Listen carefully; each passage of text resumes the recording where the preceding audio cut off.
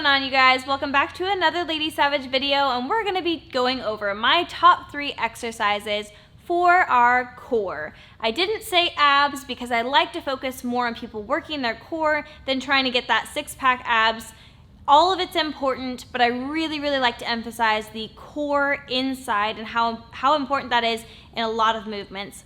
So in the majority of your compound movements, deadlifts, squats, things like that, you're going to be using a lot of your core, and so it's very important to build up those core muscles to actually aid in helping with those compound movements. One of my favorite ones is maybe not so much a core exercise as it is like lower back or maybe even glutes and hamstrings, but it is the good mornings. So I really like this movement because you are really having to hold and apply pressure in your core to be able to bend over that far forward and pull yourself back up. You are going to be using a lot of your lower back, your glutes, maybe your hamstrings, but what you really need to be focused on is your breathing, holding that core, holding it really strong, and kind of like pulling your belly button into your spine. It's a really great movement. A lot of people are going to have to start a little bit lighter, maybe even start doing it with bands if you're just beginning this exercise, but I prefer to do it with a barbell. My second favorite exercise is going to be the dead bugs. This is a really great place for anyone who's new to exercising to start. It'll also work a lot on your coordination and kind of just take the movement nice and slow. There's no need to rush through it.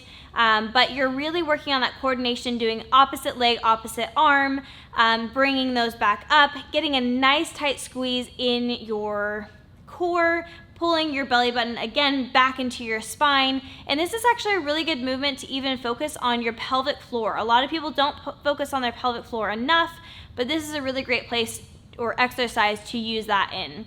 And our last one is going to be the plank. I love planks. They are the worst and the best thing all at the same time. There's a lot of different variations that you can do of planks. You can do like plank surrenders. You can do it where you're on your forearms or just up on your hands. If you're new to doing planks, you can do like a modified form where the lower part of your legs from your knees to your feet are just kind of nicely laying rather than doing it on your tiptoes. There's a lot of really great ways of modifying this exercise so that anyone should be able to do it. You can do it slightly on an incline. There's a bunch of different ways, but I love this movement because you're really having to hold it. You get a little bit shaky there at the end, but you really have to hold yourself nice and tight. It's very important to keep your back straight and not lifting your butt up, making sure to do the movement totally right.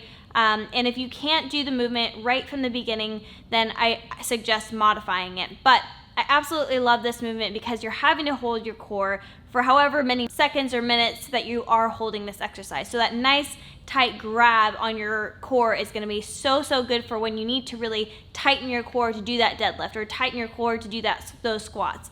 It'll give you a nice bit of control over your core. So that is it for my top 3 core exercises for today. We'll see you guys in the next video.